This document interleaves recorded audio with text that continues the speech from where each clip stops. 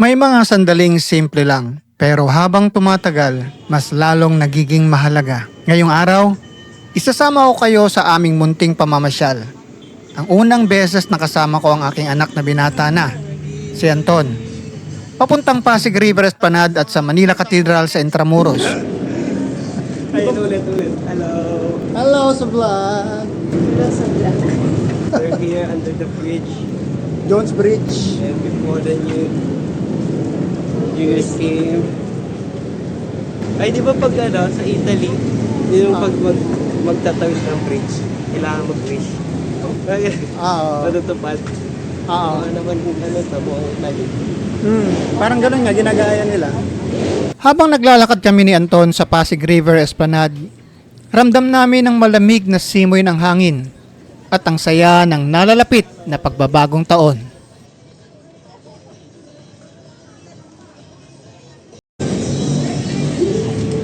Gaya ng sa ibang bansa, nilalak. Alam mo. Di ba nga nag-lock niyan ta? Siguro nag-iwalay na ngayon. Pangako hindi kita iiwan kailanman. Kasi lock pa nila sa kapal. Vlog ka na, Han. Hello. Ano ba yun? Nag-intro ka na ng vlog. Ulit pa. So, Intro, bilis. Intro. So we're here. Ano ba ito? Tawag ito pa? Ayun, China 8 Bridge Project. Basta ganun. Binondo Intramuros Bridge. Ngayong araw, bago mag-New Year, hintay natin. Mag-open to mga, ilaw-ilaw na yan. Sabi na Papa, mas maganda daw paggabi. Scenery. Tignan natin kung maraming maganda dyan sa... yung ilaw, kung maganda yung ilaw. Mamaya yan, mga 6 p.m. magbubukas. Antayin natin mga 6 p.m. Mga 5:30. 30 minutes. 30 minutes na lang. Woo! Dito rin kami huminto sandali. Kumuha ng mga litrato sa magagandang tanawin. Mga simpleng kuha, pero puno ng alaala.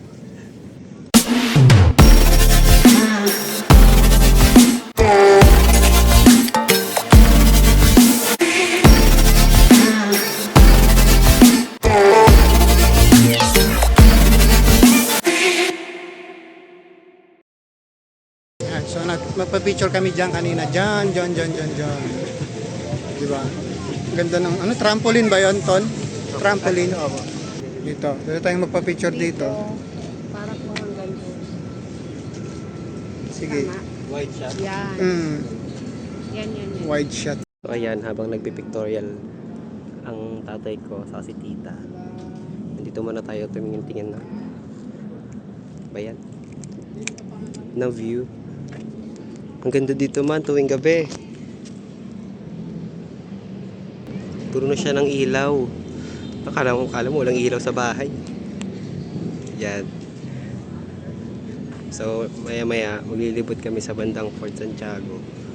And tignan natin kung mas maganda pa yung ilaw doon o hindi. See you right there, everyone. Nakailan shot din kami doon. Tita pagod na. Kaya ko. Ang mga ilaw, disenyo at palamuti ay tila nagbibigay buhay sa buong paligid. Parang sinasabing malapit na ang bagong simula.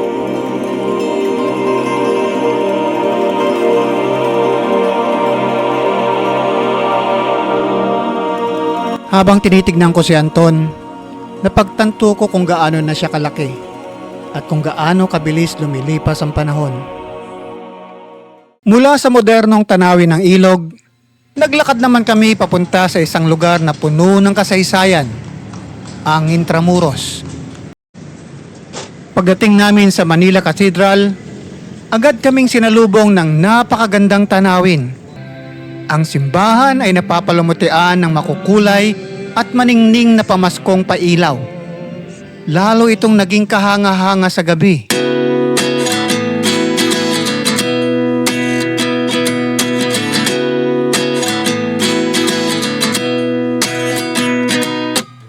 At 29 and I find myself wondering what did happen to the last 10. I ran away with my life, fast forward, never turn back again. It's kind of funny that the more we pass time, the more we need to set the rewind. And 19 was the year I had to leave you, but now I'm seeing all the signs. Is this really happening? I can't believe it's true. I'm just as surprised as you. Is this really happening? I can't be too sure, but one day I'll be yours again.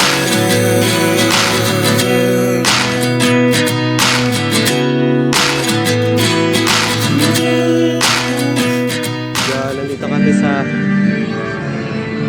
Manila Cathedral.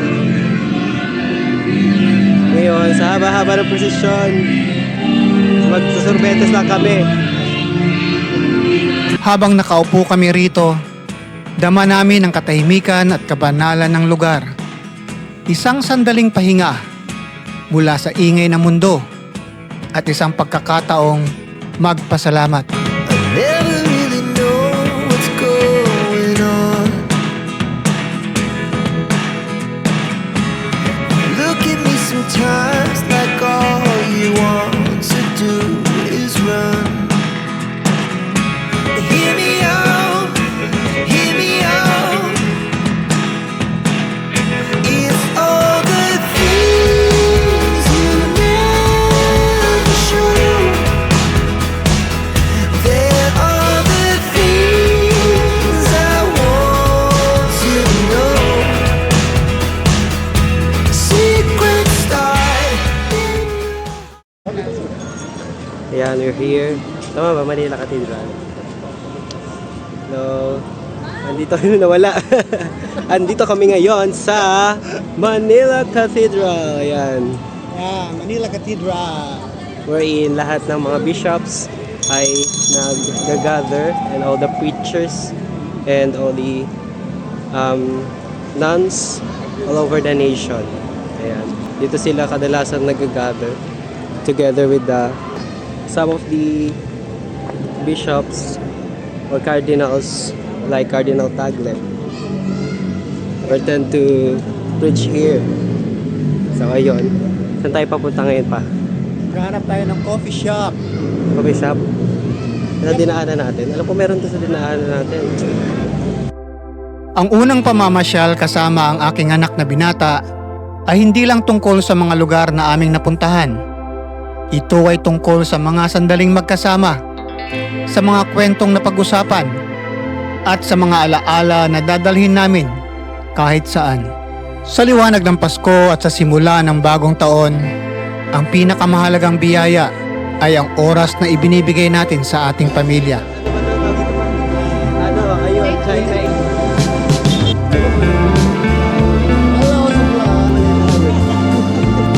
Kami na nawala. Andito kami ngayon sa Manila Cathedral.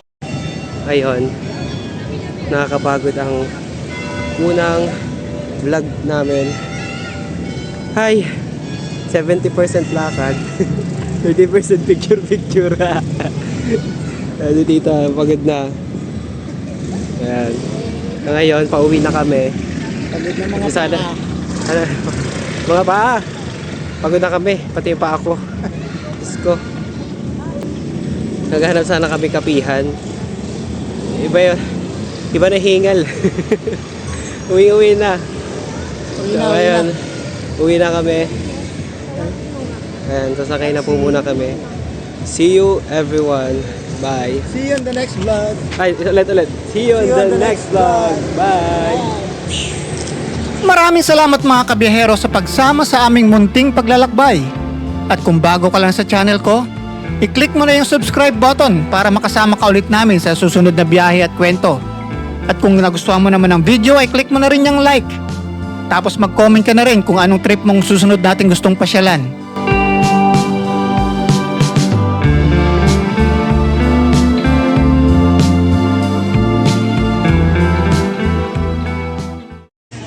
So ayun, we're home. Nakabalik na kami dito sa Caloocan. And 2 days kami nagstay kila Papa. Yun, nagala kami ng 2 araw. Ay, hindi. Isang araw pala, isang gabi lang ng New Year. Ayun, nakakapagod. Pero, woo! Pero okay lang kasi, yun. Maraming memories sa Intramuros. Ayan, together with my dad. Minsan lang kami magkasama. Ayan. Ngayon na lang ulit. Tagal ng panahon. Grade ano ba yun? Grade 7, grade 8? Grade 12 na pumunta siya dito. So, ano man 3 years na. So, abangan nyo sa mga susunod na vlog. Mapapadalas pa ang pagsama namin ni Papa. See you there, everyone. Bye! Bye mga kabiyaheros.